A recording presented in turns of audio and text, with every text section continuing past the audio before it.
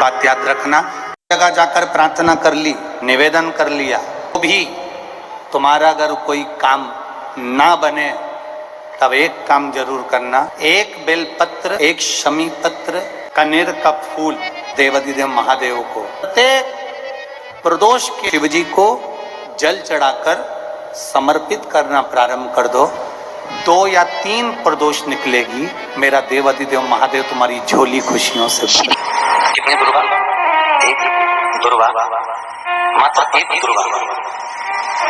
शंकर भगवान पर चढ़े हुए जल जब नीचे की ओर आता है, जिस जगह पर जल गिरता है उस जगह पर मात्र एक दुर्गा प्रदोष के दिन अपनी कामना कर इस शरीर के सुख के लिए शंकर भगवान के जल गिरने वाले स्थान के पास में अवधूतेश्वर महादेव के नाम से रख दी जाती है। श्री शिवाय नमस्ते दोस्तों, हर हर महादेव। कैसे हैं आप? आशा करती हूँ सब ठीक होंगे और सुरक्षित होंगे। दोस्तों, आज का वीडियो बहुत ही सुंदर, बहुत ही खास होने वाला है, क्योंकि पड़ने जा रही है साल की पहली प्रदोष, मतलब पौष माह की पहली प्रदोष। दोस्तों, इस प्रदोष पर आपको ये उपाय जरूर करना चाहिए। और तो और दोस्तों, ये प्रदोष उस दिन सोमवार भी पड़ रहा है और प्रदोष भी पड़ रहा है। प्रदोष का भी दिन शिव जी को समर्पित है और सोमवार का दिन भी शिव जी को समर्पित है। तो दोस्तों, इन दोनों दिनों का बहुत महासहयोग बन रहा है। तो इस दिन अगर कोई भी आप उपाय करते हैं तो निश्चित ही आपको फल की प्राप्ति जरूर होगी। दोस्तों, आज की वीडियो में हम जानेंगे 2 उपाय। अब जानते हैं कि दो उपाय किस किस चीज के लिए हैं। अगर कोई भी कार्य आपका अटक रहा है और बहुत समस्या आ गई है, वो कार्य आप हर जगह घूमे आए, हर जगह आपने हाथ जोड़कर देख लिए, हर मंदिर में घूम लिए, हर जगह घूम लिए, लेकिन आपका कार्य पूरा हो ही नहीं रहा, तो आपको सिर्फ एक उपाय करना है। बहुत सुंदर सा और अचूक उपाय है। ये उपाय करना है दोस्तों, एक बेलपत्री से, एक शमी के पत्र से और एक कनेर के फूल से। और इसके साथ ही दोस्तों दूसरा उपाय किस चीज के लिए है? दूसरा उपाय पूज्य गुरुदेव ने कहा है कि या तो कोई आपकी कोई विशेष मनोकामना हो, या आपके मतलब रोग बीमारी, या शरीर स्वस्थ के लिए, आपका शरीर स्वस्थ रहे, इसलिए इसका उपाय बताया है पूज्य गुरुदेव ने। ये उपाय करना है आपको मात्र एक दुर्वा से। अब दुर्वा आपको कहाँ समर्पित करनी है, कैसे समर्पित है, चलिए जानते हैं पहला उपाय। चलिए जानते हैं। सबसे पहले आपको क्या करना है, एक तांबे का कलश लेना है, इसमें जल भरना है आपको अपने घर से, अपने रसोई में से, जिसमें से आप जल पीते हैं, क्योंकि इससे वास्तुदोष खत्म होता है, साथ साथ पितृदोष समाप्त होता है, और तो और काल सर्प दोष भी इससे दूर होता है। इसमें थोड़ा सा दोस्तों गंगाजल डाल लीजिए। मैं हमेशा गंगाजल डाल करके ले जाती हूँ।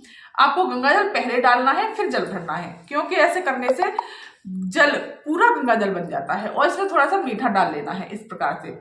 और एक दीपक ले लेना है, अबीर ले लेना है, गुलाल ले, चंदन ले लीजिए, मीठा ले लीजिए। इस तरह से आपको इन सब चीजों को लेकर के सीधे पहुंच जाना है देवाधिदेव महादेव के शिव मंदिर। शिव मंदिर पहुंच करके आपको उत्तर दिशा की तरफ मुंह करके खड़े हो जाना है।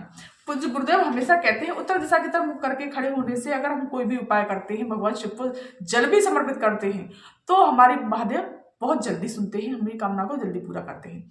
तो सबसे पहले आपको गणेश जी के स्थान पर थोड़ा सा जल समर्पित करना है, श्री शिवाय नमस्ते मंत्र का जाप करते हुए, फिर कार्तिकेय जी के स्थान पर, फिर माता सुख सुंदरी के स्थान पर, फिर माता रानी के हस्तकमल पर, फिर शिवलिंग पर श्री शिवाय नमस्ते मंत्र का जाप करते हुए। इसके बाद में आपको क्या करना है दोस्तों, चंदन लगा देना है। इस प्रकार से आपको त्रिपुण बनाना है 2 उंगलियों से, इस तरह से। फिर नीचे की उंगली नीचे जो है ऐसे फिरा देना है। गणेश जी के स्थान पर चंदन लगा दीजिए, कार्तिकेय जी के स्थान पर, माता सुख सुंदरी के स्थान पर, माता रानी के हस्तकमल पर, इस तरह से। फिर दोस्तों आपको क्या करना, एक बेलपत्री ले लेनी है। बेलपत्री दोस्तों कटी फटी नहीं होनी चाहिए, एकदम साफ सुथरी बेलपत्री होनी चाहिए। बहुत सी माता बहनें बहुत गलती करती हैं कि कटी फटी खंडित बेलपत्री समर्पित कर देती हैं। अगर आपके पास बेलपत्री नहीं है तो शिव जी से मांग कर भी उसे धोकर आप समर्पित कर सकते हैं, ऐसा कोई वो नहीं है, पूज्य गुरुदेव हमेशा कहते हैं।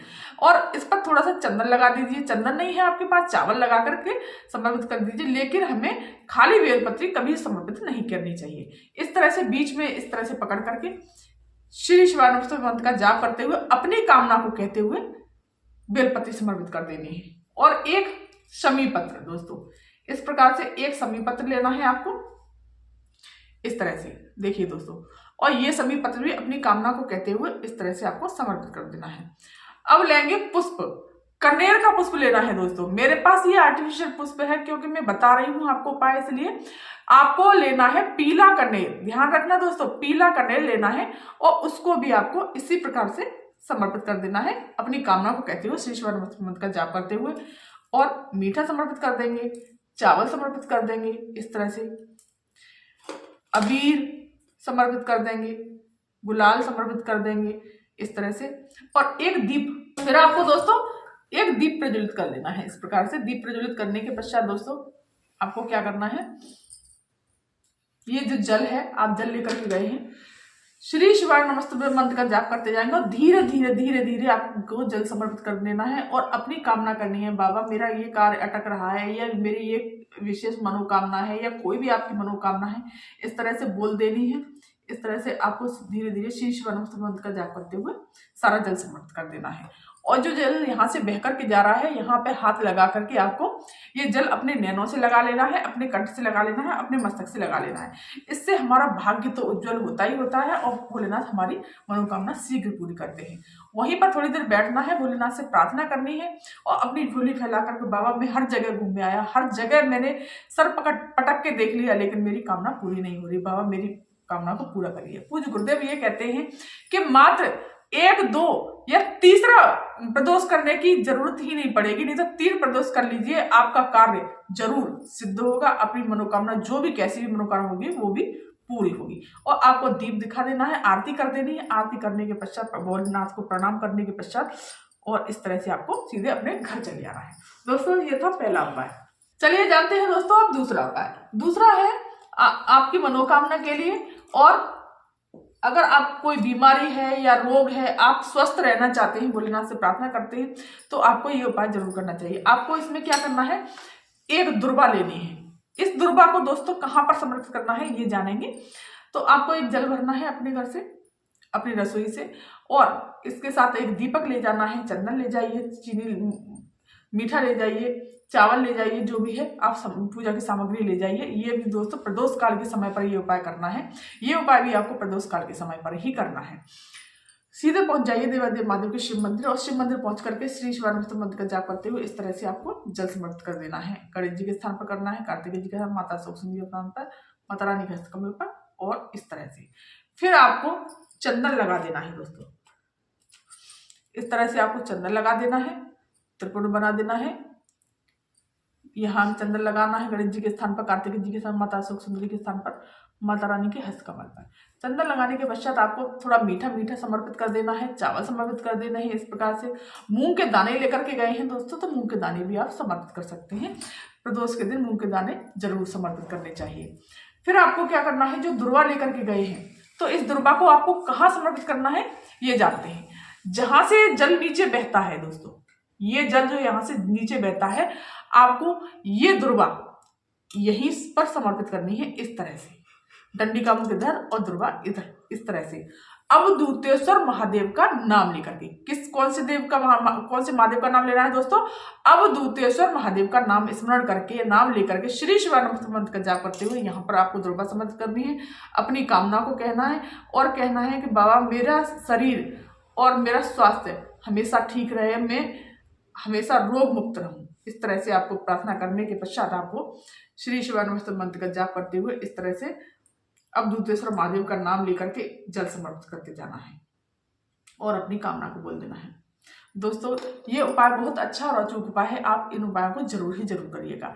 फिर आपको एक दीप लगा लेना है और इस तरह से आरती कर देनी है भोलेनाथ की, अवधूतेश्वर महादेव का नाम लेकर के।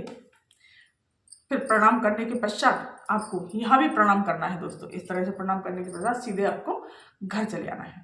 ये बहुत अच्छे और अचूक उपाय है। अगर ये वीडियो, ये जानकारी आपको पसंद आई हो तो मेरे चैनल को सब्सक्राइब कर दीजिए, वीडियो को लाइक कर दीजिए और कमेंट में श्री शिवाय नमस्तुभ्यं अवश्य लिखिएगा। धन्यवाद।